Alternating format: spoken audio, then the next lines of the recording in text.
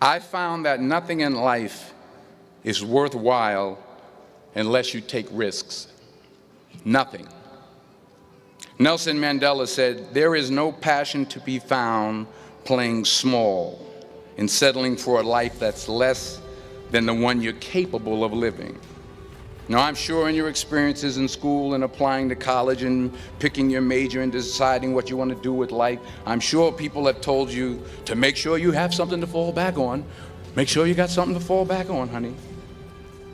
But I never understood that concept, having something to fall back on. If I'm going to fall, I don't want to fall back on anything except my faith. I want to fall forward. I figure at least this way I'll see what I'm going to hit. So never give up. Without commitment, you'll never start. But more importantly, without consistency, you'll never finish. It's not easy. If it was easy, there'd be no Kerry Washington. So keep working, keep striving, never give up, fall down 7 times, get up 8. Ease is a greater threat to progress than hardship. Ease is a greater threat to progress than hardship. So keep moving, keep growing, keep learning. See you at work. Do what you feel passionate about. Take chances professionally. Don't be afraid to fail. There's the old IQ test was 9 dots. And you had to draw 5 lines with a pencil within these 9 dots without lifting the pencil. The only way to do it was to go outside the box. So don't be afraid to go outside the box. Don't be afraid to think outside the box. Don't be afraid to fail big, to dream big. But remember, dreams without goals are just dreams, and they ultimately fuel disappointment. So have dreams, but have goals.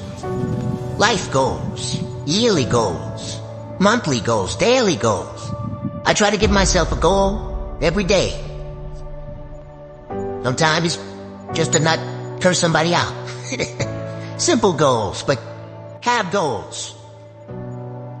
And understand that to achieve these goals, you must apply discipline and consistency.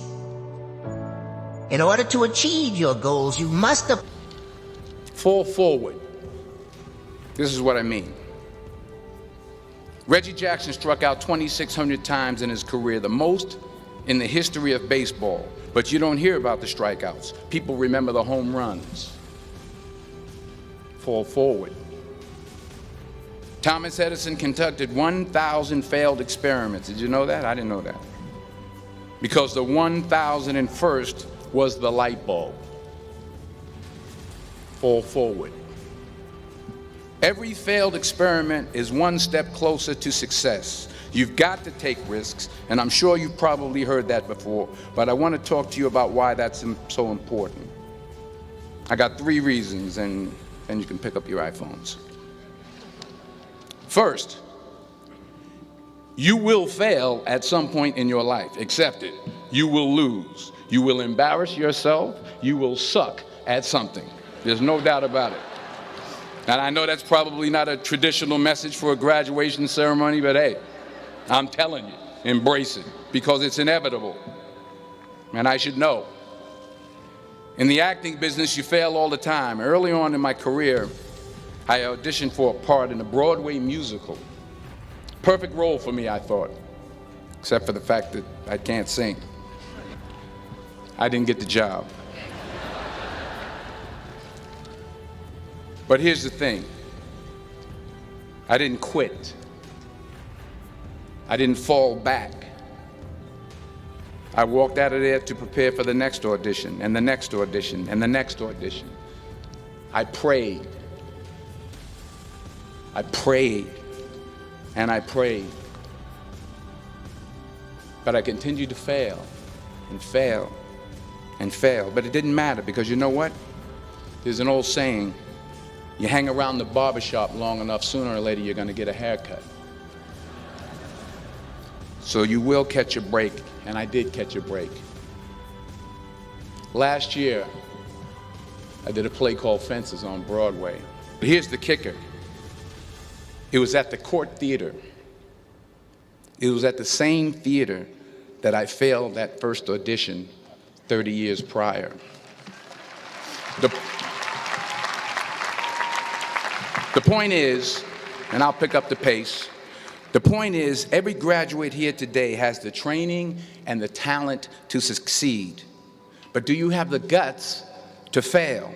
Here's my second point about failure. If you don't fail, you're not even trying. I'll say it again. If you don't fail, you're not even trying. My wife told me this great expression. To get something you never had, you have to do something you never did. Les Brown's a motivational speaker. He made an analogy about this. He says, imagine you're on your deathbed, and standing around your deathbed are the ghosts representing your unfulfilled potential. The ghost of the ideas you never acted on. The ghost of the talents you didn't use. And they're standing around your bed, angry, disappointed, and upset. They say, we came to you because you could have brought us to life, they say. And now we have to go to the grave together. So I ask you today, how many ghosts are going to be around your bed when your time comes?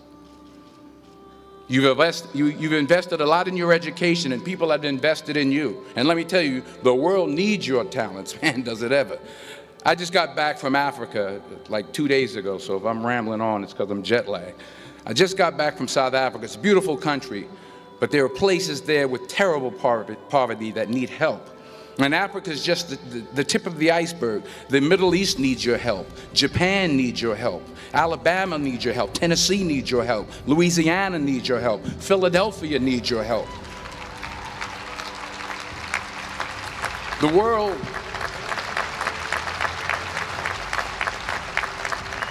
The world needs a lot, and we need it from you. We really do. We need it from you young people. I mean, I'm not speaking for the rest of us up here, but I know I'm getting a little grayer. We need it from you, the young people, because remember this. So you got to get out there. You got to give it everything you got, whether it's your time, your talent, your prayers, or your treasures. What are you going to do with what you have? I'm not talking about how much you have. Some of you are business majors. Some of you are theologians, nurses, sociologists. Some of you have money. Some of you have patience. Some of you have kindness. Some of you have love. Some of you have the gift of long suffering. Whatever it is, whatever your gift is, what are you going to do with what you have? All right, now here's my last point about failure. Sometimes it's the best way to figure out where you're going. Your life will never be a straight path. I began at Fordham University as a pre-med student.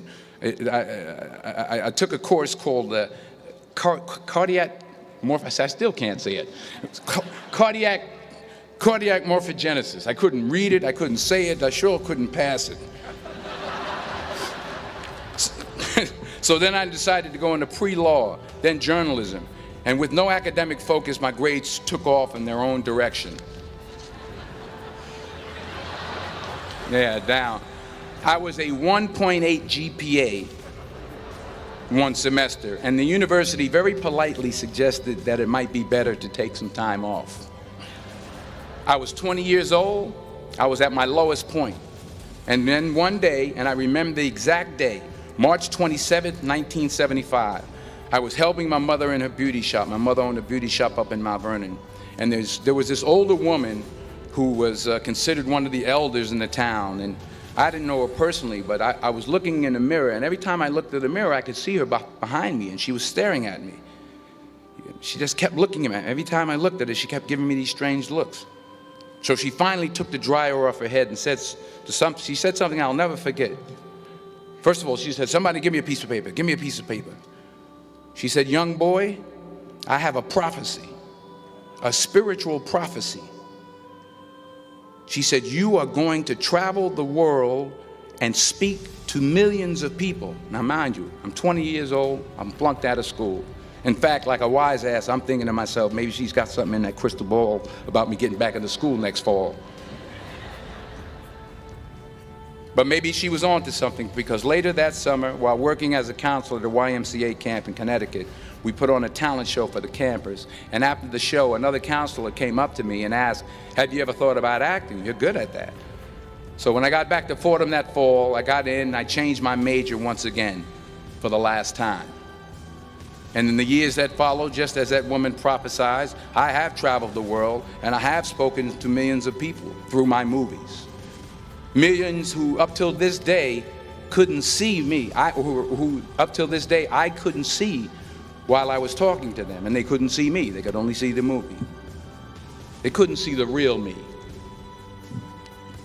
But I see you today, and I'm encouraged by what I see. And I'm strengthened by what I see. And I love what I see. You'll see what I mean about taking risk or being willing to fail. Because taking risk is not just about going for a job. It's also about knowing what you know and what you don't know. It's about being open to people and to ideas.